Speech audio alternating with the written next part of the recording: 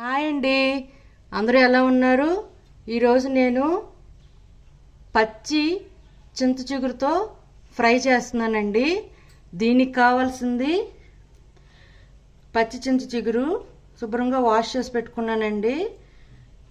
ఆవాలు 1/2 table spoon, జీలకర్ర 1/2 table spoon, కరివేపాకు 1 రెమ్మ, ఎండుమిరపకాయలు 2 ముక్కలుగా చించుకున్నాను, వెల్లుల్లిపాయ రెబ్బలు 5, ఎర్రుల్లిపాయ మీడియం సైజ్ 1 ఇలా పెద్ద ముక్కలుగా కట్ చేసుకున్నాను, పసుపు 1/2 టేబుల్ స్పూన్, కారం 1 టేబుల్ స్పూన్, ఉప్పు సరిపడినంత, కొబ్బరి పొడి, ఎండు కొబ్బరి పొడి అండి ఇది, కొబ్బరి పొడి 1.5 టేబుల్ స్పూన్ అండి. ముందు ఒక మిక్సీ జార్ తీసుకొని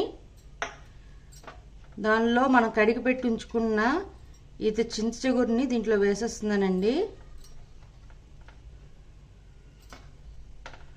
దీనిలోనే వెల్లుల్లిపాయ రెబ్బలు, కారం, పసుపు, ఉప్పు సరిపడినంత వేసుకొని తిప్పుకుందామండి.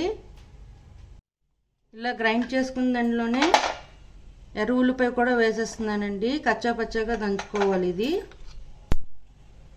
చూడండి, ఇది ఇలా గ్రైండ్ చేసి పక్కన పెట్టుకోండి.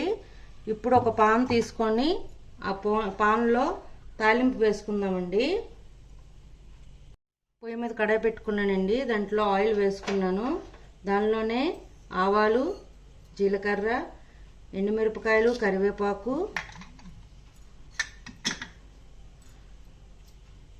వేసుకొని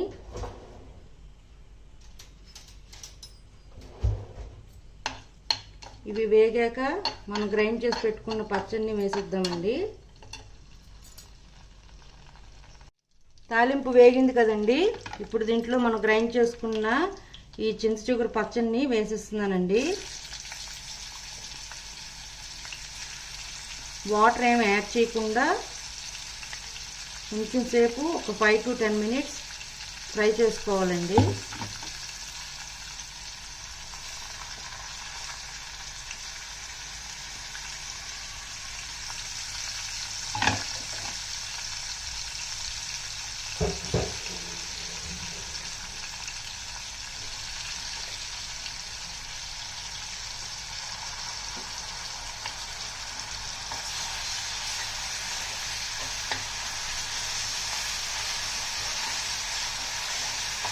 ఇదంతా స్లో ఫ్లేమ్లోనే చేసుకోవాలి. ఇప్పుడు దీనిలోనే ఎండు కొబ్బరి పొడి కూడా వేసేస్తున్నాను.